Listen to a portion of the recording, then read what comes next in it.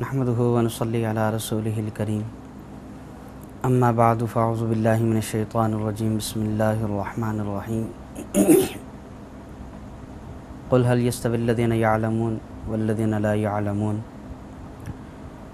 وقال الله تبارك وتعالى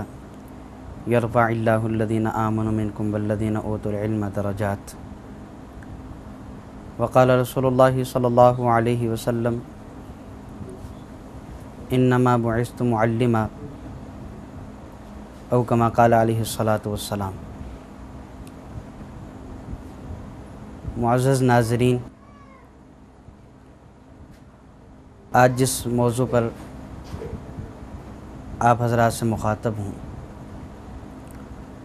وہ ہے علم۔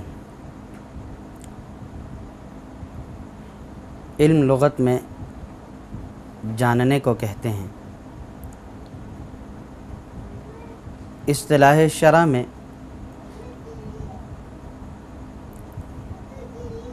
علم کی تعریف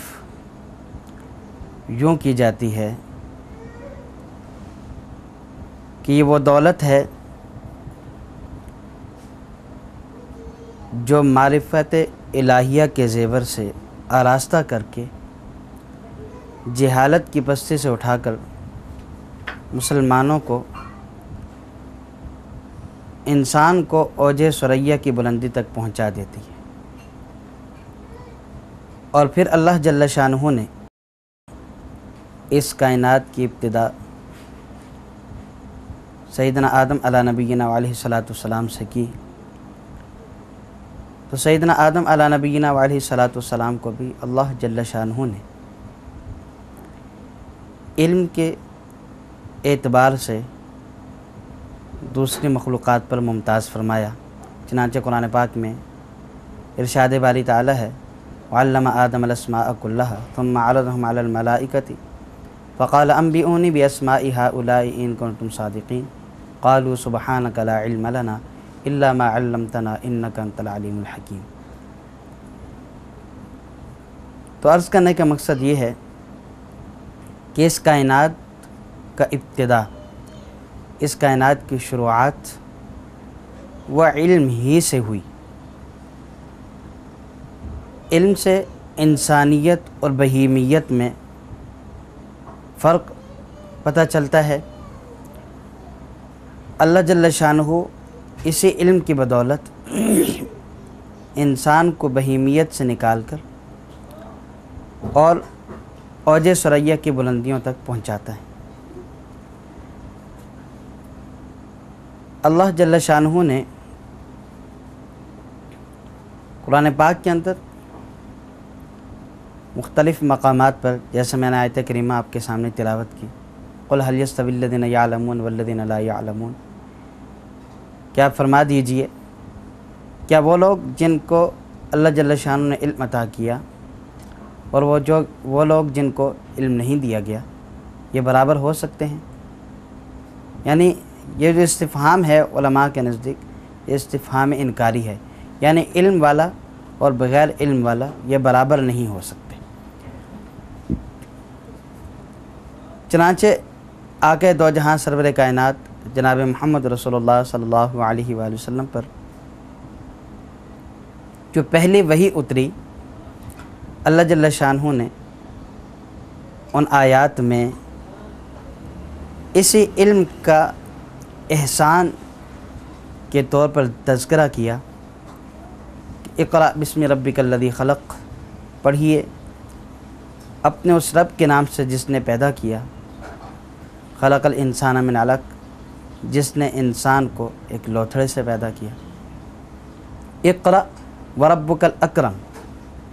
کہ پڑھیے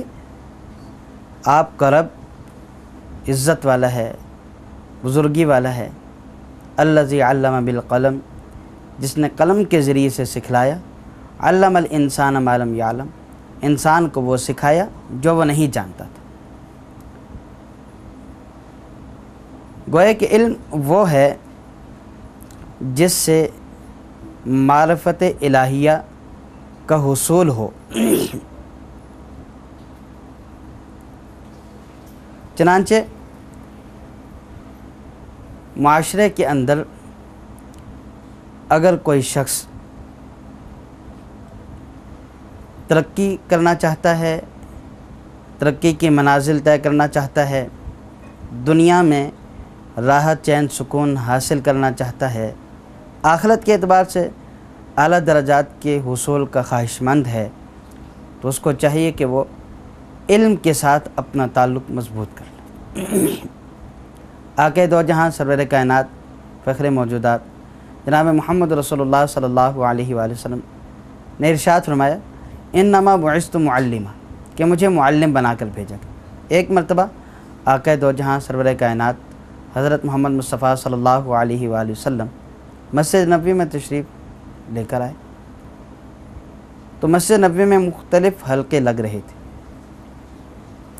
تزکیے کا حلقہ تھا، ذکر کا حلقہ تھا، تعلیم و تعلم کا حلقہ تھا۔ تو دو جہاں کے سردار تعلیم و تعلم کے حلقے میں یہ کہتے ہوئے تشریف فرما ہوئے کہ انما بعثت معلما، کہ مجھے اللہ جل شانہ نے معلم بنا کر بھیجا ہے۔ تو اس سے آقا دو جہاں نے تعلیم کی فضیلت کی طرف اشارہ کیا۔ پھر آقا دو جہاں سرور کائنات حضرت محمد مصطفیٰ صلی اللہ علیہ وآلہ وسلم کے بے شمار ارشادات اس کے طرف مشیر ہیں، جیسے نبی اکرم صلی اللہ علیہ وسلم نے ارشاد فرمایا،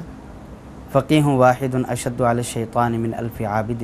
کہ ایک عالم دین، ایک علم رکھنے والا شخص وہ شیطان پر 1000 عابدوں سے زیادہ سخت ہے۔ پھر ایک موقع پر نبی اکرم صلی اللہ علیہ وآلہ وسلم نے ارشاد فرمایا کہ ایک عالم کی حیثیت تم پر ایسی ہے جیسے میری حیثیت تم میں سے ایک ادنا شخص پر۔ تو عرض کرنے کا مقصد یہ ہے کہ علم انسان کو زندگی گزارنے کا سلیقہ، اللہ سے ملنے کا طریقہ، نبی اکرم صلی اللہ علیہ وآلہ وسلم کے طریقوں پر چلنے کا سلیقہ سکھاتا ہے، اور علم سے ہی معاشرے کے وہ سارے کے سارے اصول ہمیں حاصل ہو سکتے ہیں جن اصولوں پر قیادت بھی کی جاتی ہے، سیادت بھی کی جا سکتی ہے، اور جن اصولوں کے بنیاد پر ترقی کی تمام راہیں طے کی جا سکتی ہیں۔ تو خلاصہ کلام یہ کہ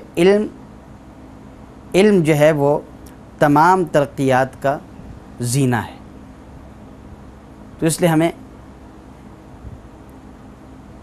معاشرے کے اندر ان ذرائع کو اختیار کرنا چاہیے جو ذرائع ہمیں علم حاصل کرنے کے لیے ممد اور معاون ثابت ہوں۔ اور پھر جیسے میں نے عرض کیا کہ علم کیسا ہو، علم وہ ہے جس سے اللہ کی پہچان ہوتی ہے، اور ہمیشہ قومیں تعلیم کی بنیاد پر ترقی کیا کرتی ہیں، تعلیم کی بنیاد پر ترقی کیا کرتی ہیں، کبھی بھی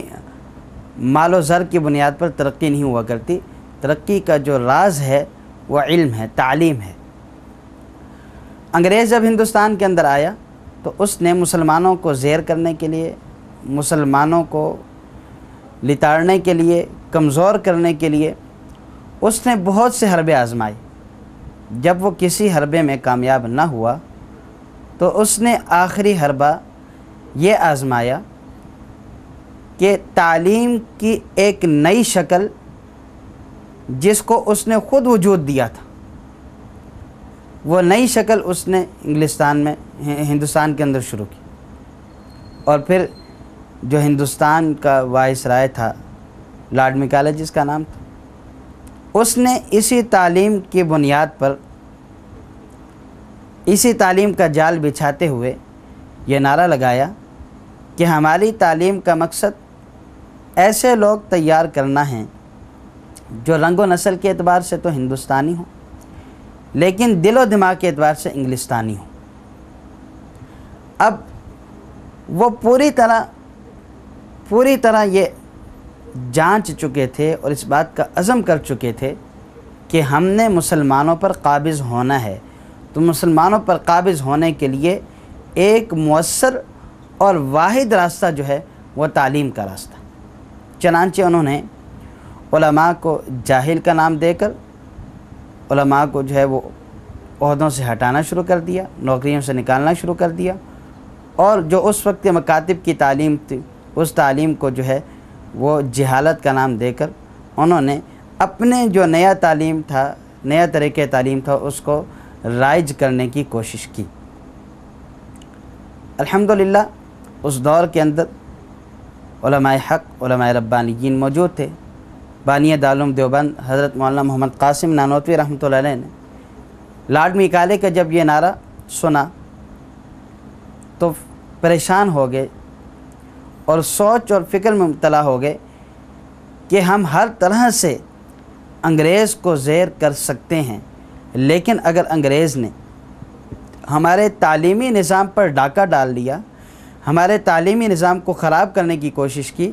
تو یہ قوم اتنی دور جا گرے گی کہ اس قوم کو ہم دوبارہ سدھارنے میں ناکام رہیں گے۔ چنانچہ انہوں نے دارالعلوم دیوبند کی بنیاد یہ نعرہ لگاتے ہوئے رکھی کہ ہماری تعلیم کا مقصد ایسے نوجوان تیار کرنا ہے جو رنگ و نسل کے اعتبار سے تو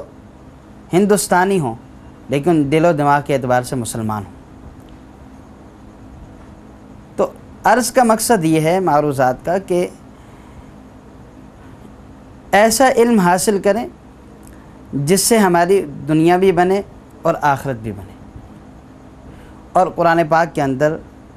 آقا دو جہاں سرور کائنات حضرت محمد مصطفیٰ صلی اللہ علیہ وآلہ وسلم کے ارشادات سے جس علم کی طرف اشارہ ہوتا ہے اس علم سے مراد یہی علم الہی ہے۔ اور یہ دیکھا گیا ہے کہ جس معاشرے کے اندر علم کی کمی ہے وہ معاشرہ دنیاوی اعتبار سے بھی پسماندہ ہے اور اخروی اعتبار سے بھی وہ معاشرہ پسماندہ رہتا ہے۔ معاشرے کے اندر علم کا ہونا دنیا اور آخرت کے اعتبار سے پسماندگی کو ختم کرتا ہے، اور انسانوں کے اندر دنیا میں رہنے کا شعور بیدار کرتا ہے۔ اور علم کے بارے میں مشہور اقوال کہ علم روشنی ہے، جہالت اندھیرا ہے۔ یہ بڑے لوگوں نے جو یہ باتیں کہیں اپنے تجربے کی بنیاد پر کہیں کہ علم جو ہے وہ جاہلوں پر، ایک علم کے ذریعے سے لاکھوں جاہلوں پر حکومت کی جا سکتی۔ اس لیے جہالت جو ہے یہ اللہ کا عذاب بھی ہے، اور جہالت انسان کی ناکامی کا زینہ بھی ہے، اور جہالت سے بہت ساری ایسی خرافات و خرابیاں پیدا ہوتی ہیں جن کا سد باب کرنا مشکل ہی نہیں ناممکن ہو جاتا ہے۔ اس لیے جب علم عام کرنا ہے تو اس کے لیے ایسے اقدامات کرنے چاہیے کہ لوگوں کے اندر علم کا شوق پیدا ہو، علم حاصل کرنے کا جذبہ پیدا ہو، علم حاصل کرنے کی طلب اور تڑپ پیدا ہو۔ جب یہ تڑپ اور طلب پیدا ہوگی تو پھر وہ راستے خود بخود معرض وجود میں آتے جائیں گے کہ جو راستے جو ہے وہ علم کی طرف لے جانے والے ہوں گے۔ اور اللہ جل شانہ کا حقیقی طور پر ارشاد ہے قرآن پاک کے اندر والذین جاہدوا فینا لنہدینہم سبلنا، جو کوئی بھی ہمارے راستے میں کسی قسم کی کوشش کرے گا تو ہم اس کے لیے ہدایت کے راستے کھولتے چلے جائیں گے۔ تو جو کوئی بھی اس میدان میں اترے گا علم کے لیے ایسے اقدامات کیے جائیں اور ایسی راہیں بنائی جائیں، ایسے ذرائع کا اختیار کیا جائے کہ جو ہے لوگ علم حاصل کرنے کا لوگوں کے اندر شوق اور جذبہ پیدا ہو۔ تو اس کے لیے علماء کی بھی ذمہ داری بنتی ہے، عوام الناس کی بھی، اور جتنے بھی صاحب ثروت لوگ اور صاحب حیثیت لوگ ہیں ان کی یہ ذمہ داری بنتی ہے کہ وہ علم کو عام کرنے کے لیے اپنی بساط کے مطابق، اپنی طاقت کے مطابق جو ہے اپنے استطاعت کو اور اپنی قوت کو استعمال کریں۔ اور سیدنا علی المرتضیٰ رضی اللہ تعالیٰ عنہ نے علم کی فضیلت بیان کرتے ہوئے ایک شعر جو کہا رضینہ قسمت الجبار فینا لنا علم وللجہال مال لأن المال یفنا عن قریب وان العلم باق لا یزال، کہ ہم اللہ رب العزت کی قسمت پر راضی ہیں، تقسیم پر راضی ہیں کہ اللہ جل شانہ نے ہمیں علم دیا ہے اور جاہلوں کو مال دیا ہے، کیونکہ مال جو ہے وہ فنا ہونے والا ہے اور علم ایسی دولت ہے جو فنا نہیں ہو سکتی۔ مال چوری ہو سکتا ہے، علم چوری نہیں ہو سکتا۔ تو اس لیے معاشرے کے اندر اگر اصلاح و صلاح کا کام کرنا ہے، معاشرے کے اندر اخوت کو، بھائی چارگی کو بڑھانا ہے، معاشرے کے اندر معاشیات اور معاشرت کو، اقتصادیات کو ترقی دینی ہے، تو اس کے لیے بنیادی چیز علم کو عام کرنے کے جتنے بھی ذرائع ہیں ان کو استعمال کرنا ہوگا۔ اللہ جل شانہ ہمیں علم کی اہمیت، علم کے جو فضائل آقا دو جہاں سرور کائنات حضرت محمد مصطفیٰ صلی اللہ علیہ وآلہ وسلم نے جو ارشاد فرمائے، ان فضائل کو حاصل کرنے کا شوق اللہ جل شانہ ہم سب کو عطا فرمائے۔ آخر دعوانا الحمدللہ۔